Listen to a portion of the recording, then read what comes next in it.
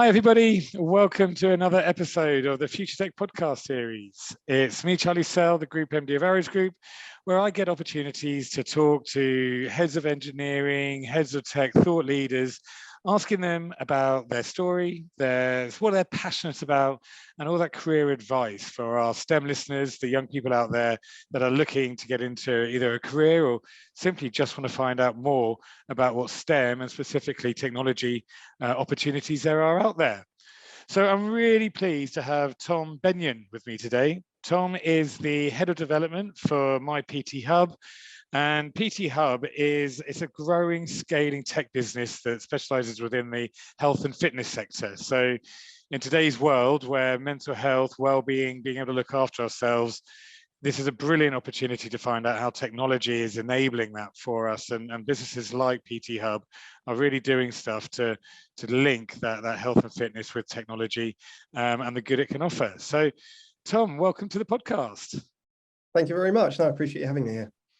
Fantastic. And let's jump straight into it and tell us a bit about your story. I've always been a guy that's loved technology, and I think at a young age that was apparent for me. I don't think I was allowed to do computer science at college at the time because I think my maths wasn't good enough, and they felt that was a big blocker at the time. And I remember being frustrated. But went into a teaching career. So I started as a primary school teacher, quickly found that I liked teaching ICT, went to do that in secondary school so I could specialize a bit more in technology. Loved teaching and, loved working with kids doing that. And then they brought out programming into the curriculum. So computer science became a big thing, and I had to teach myself, as a lot of teachers struggle with, to try and suddenly skill up on this whole new subject that didn't really exist before at that level. So I kind of self-taught myself, and was very fortunate that built up a portfolio of a couple of projects that I was doing, and gave that to a local company called Creative Assembly, and was very lucky that they gave me an opportunity to get going. So there was a bit of a pay drop for me going, from an industry where I was an experienced person to suddenly having to, take a little step back when I joined the industry. But yeah, that's meant that career has progressed quite rapidly from, tech is very lucrative, I think, as a career prospect. And then after a few years there, I moved across to My PT Hub, which, I'm ecstatic to be here. Joined here as a front-end programmer, looking at more of the browser side of development. And after a little while, I think it was about a year of being here, they promoted me to be head of development. So that's where I am now. I'm running the development team. We've got a team of about 10 developers that I manage. And yeah, it's just a great place to be now. It's been quite a quick progression up to this position. I'm certainly not the most technical in the team, but we're quite lucky that we're quite a flat hierarchy. We use each other's specialties. A lot of the team take the mick out of me now, saying that I'm not really a developer because I sit in meetings all day, but I try and get involved in the tech as much as I can. And that's such a brilliant story, and the fact that what it shows is also about the confidence and the willingness to do a career change as well. And I think that really does resonate in the fact that careers aren't forever now. Like a single career isn't forever, and actually it doesn't just have to be about a young person at college or even university thinking, right, because I haven't studied STEM or I haven't studied a specific subject, I can't pivot, cross-train, upskill into it. If you've come from a teaching background, which obviously there's a lot of transferable skills in regards to communication and mentoring and leadership, but you're able to get into technology through self-learning, willing to take a one step back to go two steps forward, and really throw yourself into it. Yeah, 100%. And I think if you looked at my team we've got here, certainly not all of them have degrees. That's not a requirement for the industry. It's a nice thing to have, and I think that people learn a lot from going through that higher education. But also, one of the wonderful things about technology is it's relatively easy to learn independently at home if you're determined. I do a fair bit of coaching with people in the evenings, just to try and get people into the industry. And I find if you're somebody that's enjoying it, you will want to learn it on your own, and that's very possible. And I know when we're looking at CVs, we're not looking, to be honest, I mostly skip over the education status, what you came out of school with. We're more interested in, the candidate as a person, making sure we give those people opportunities, we try and talk to everyone, and just make sure it's a really good culture fit, somebody that's going to work well with the team, and somebody who's willing to learn and is independent. Those are the things that are particularly important to us. Yeah, and again, I totally agree with you about the willing to learn and independent. And I guess that independent streak is probably even more important when you're in a startup or a scale up type business where you've got to be willing to roll your sleeves up and probably be quite flexible, be willing to do everything from coding through to probably even sorting out the lunches and the incentives or what have you. It's and I think, before, sorry. No, I was just going to say, I think that's something that I feel the company's grown quite a lot in the 2 years I've been here. When it started, everyone did a bit of everything. So I know our product guy was also our QA, who was also doing all sorts of extra things. And as developers, we were touching, every part of the platform, and everyone did everything. And that's actually quite a positive thing, and something we've tried to keep hold of to some extent. But you're right, as startup mentalities are, there's definitely a position of having to take ownership. Yeah. And we were talking before, just whilst prepping for the podcast, about how important culture is to you, and it's something that what you love about PT Hub. And so, tell me a bit more about what's important to you when you think about culture and building teams and retention. What do you look for? What do you try to embed? Yeah, it's a great question. I think the challenge has got so much harder recently with COVID. I don't think many software houses now, and so many businesses, because working from home makes things so much harder to make people feel connected. And it's definitely something I've had to adjust to. I still personally travel to the office because I love it, but I understand a lot of my team don't. So it's trying to make sure, because we're a bit mixed, we've got, I don't know, a handful of the developers that like to come in a few times a week, but a lot of them that can't. So we're also international. We've got one developer in India, we've got a developer in the States, we've got one in Poland, we've got most of the rest of them around the UK. And it's hard trying to connect to all of these people. So the most important thing is we try and build friendships within the team as well. And we do things. So Fridays we have we'll do an online escape room, or there's a great website where you could, I think it's called Scribble.io, where you can go and do games on that. And we just get together and try and have a beer at the end of a Friday and just get people onto a social call. We do coffee hangouts where our chat tool just grabs a couple of people and gets them talking. And I think all of those things are so important. Our stand-up meetings in the morning are generally littered with a bit of social banter and chatting with everyone.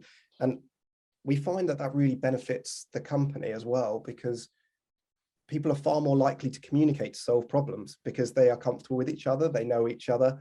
But we do an awful lot to try and make sure that's right. And it also helps with retention. We want to keep people here that we love, are great for the team, and it makes other people want to stay. And we found that's really worked for us. Everyone enjoys work more, so we get a lot out of it. So yeah, we can be very laid back, very trusting with our team, and I think all in all, it just builds a great culture. We also find that we've got a lot of cross chat between teams. So our developers talk a lot to support, and they talk a lot to our product team, and we're all really work together, incredibly well. I mean, it was easier before the remote work. We have table tennis table in the office, and sofas to lounge out on, and all those kind of things that make it easier. But yeah, we're finding we're making it work in a remote world. Yeah, and it's so poignant and topical right now, because you're absolutely right. With the many clients I speak to on a daily basis, there unfortunately isn't one answer that fits all. You've got to look at the blend of your team, the purpose of your business, and then how can you make it work? Because culture is so important in today's day and age, but it's tough when they're remote, as you said. And I love the idea of the escape rooms, the coffee hangouts, the Scribble.io. And as a leader, I guess that's something we've really got to be aware of, isn't it? Because it doesn't happen organically. It does take effort and thought on how to bring people together. And have you got a thought about young people joining? Because I guess there's another complexity there, that you're right. Engineers who want to work from home may have been through those early stages of their career, and so they've learned the key work. What would be your advice to young people when they're looking to enter the market? Should they be looking for a business that they will get face time with people, or do you think they can learn remotely if they're part of the right business? I think there's a lot of you can look either way. I think learning wise, it's very possible to do from home now. I think it's very valuable, if you can though, to try and find somebody who might be willing to mentor you and guide you along the way as you're doing those things.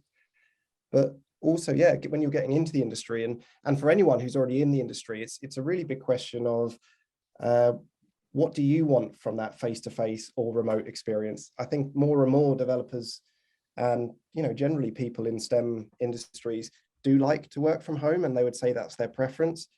However, even though that is a luxury and something that we probably all feel like is quite a nice option, it's often advisable, I think, from a mental health benefits and other things, to make sure that you are still socializing and you are still getting involved in those team environments. So I think a lot of people are approaching that hybrid method. And I think, when you are looking for early roles, that's an important thing, to look for and question what you really want. It's very easy to go too much into salary and look for those things when you're looking for roles, but I think you've got to weigh up what else you really want from your daily work. And culture is a big one, like we said earlier on. But and I think to lead on from that, is it a good time to kind of follow on to say what the ways to get into the industry? Is that 100%? Yeah, please do. So I think for me the biggest jump was, and I think I touched on it earlier on, is I don't think many people are looking at qualifications as such. I think building up a portfolio, creating your own, whatever that might be, it might be a website, it doesn't have to be. Ideally something that you can share online, whether it's videos, but having something to be able to show to an employer that actually I've done this on my own, and that way you don't need to go and have qualifications, because you can show, actually, I've independently done this in my own time and I've learned these things. And I think that has so much more weight than just saying, well, I just did this course. I don't think that's a bad thing. I think do those courses, do that degree, but hopefully you could say, well, actually, while I was at university, me and a couple of peers, we built this open source project, or we did this or that. So I think that's one of the key things I would say, if you're trying to get into the industry, trying to have a portfolio set up so that you've got something to show when you get there. I think that's crucial.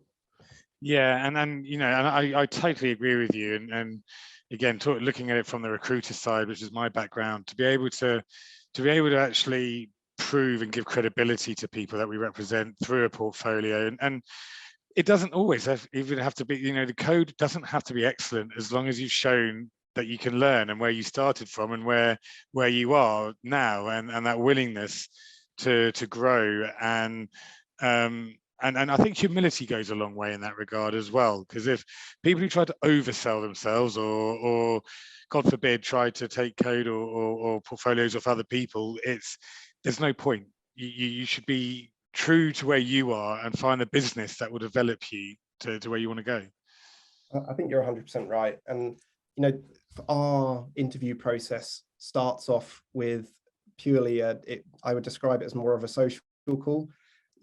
It's always and that's where we find those things out. And I think we find those out quite quickly, just by finding out people's attitudes to things that they've done in the past. Are they a positive person, and have they put that extra effort in?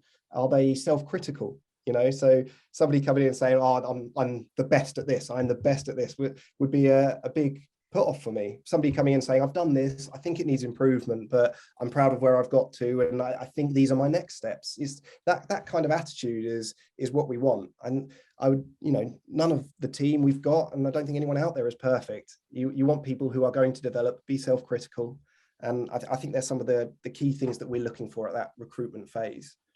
Yeah, and this is all great advice, because again, you know, especially for many of our young people who are listening, you know, they're not going to have the 20 years worth of history there, and nor should they need to if they are positive, if they have gone the extra effort. I think, would you agree with me that extra effort is not just about your portfolio, but it's also probably about the knowledge of the company you're interviewing with, at the time you've taken to try to understand their values, their purpose, and why you would want to join them? 100%. And so we've got a work experience student in this week, and it was great. He came in and said, oh yeah, I downloaded the app and I was looking at it, and it was just like, oh, do you know, with the amount of interviews we've had where they haven't bothered. And so we all ask the question, oh, so what do you know about my PT Hub? And they go, and then you could see them quickly rushing to click on the browser to find out. You know, people who haven't really, don't really care, I guess. And again, where culture is so important, you want somebody who's interested in the product that you're making, and they've put the time in to find out.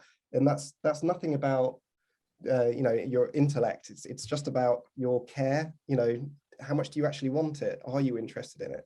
And I know that's another question we ask, and it catches a lot of people out. Like, you know, why do you want this job?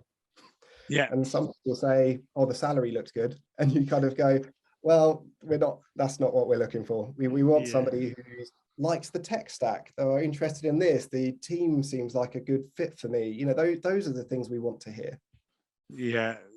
And again, you know, I just couldn't agree with you more. It's so good that it's being reinforced by people like yourself, because it's, you know, authenticity and humility goes such a long way when you do also have a genuine passion for a subject. So clearly you've got to want to get into technology and do that self-learning and be someone that in their own time will try and improve their code or create their own product or do their own app. But then if you can harness that into a business that will give you the room to grow and invest in you, I genuinely believe that's the winner. And it sounds like that's exactly the culture you're building at PT Hub. Yeah, we try to. And I think it's just about loving it, you know. And I think the biggest mistake I've had for the few people, like I said, I coach a lot of people, and I think often they'll come to me because they've seen the salaries that you can get in the tech industry, and they think, you know, I'm a builder at the moment, and I would like to be able to work from home. That would make me more flexible, and I like, you know, the idea of the salary or whatever. And I think they soon realize that they don't want to work on the little hobby projects you give them throughout the week because they're not actually interested. I think a big part of it is doing what you love.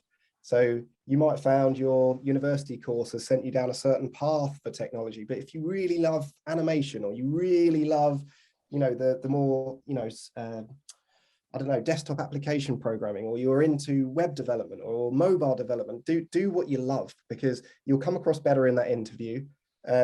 You're going to be doing that job for the rest of your life. So do something you enjoy doing.